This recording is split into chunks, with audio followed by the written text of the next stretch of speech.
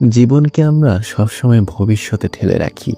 ভাবি আগে পড়াশোনা শেষ করি, চাকরি করি, সংসার গুছাই, তারপর ইবাদত করব, বই পড়ব, মনকে সাজাবো।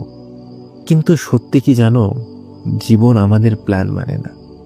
এখানে ভারসাম্যে পৌঁছাতেই জীবনের অর্ধেক ফুরিয়ে যায়।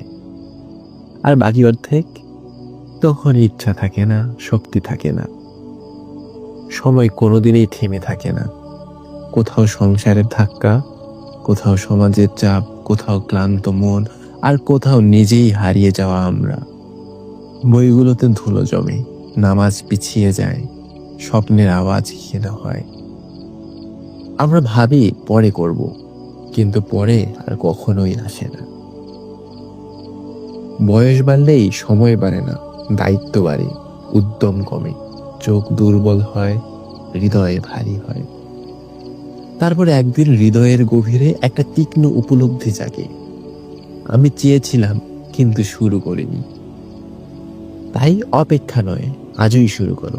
জীবন কোনোদিন পুরো নিখুঁত হবে না। যা করতে পারো আজকেই করো, এখনই শুরু করো। কারণ সময় কাউকে সুযোগ দেয় না, সময়কে আদায় করে নিতে হয়।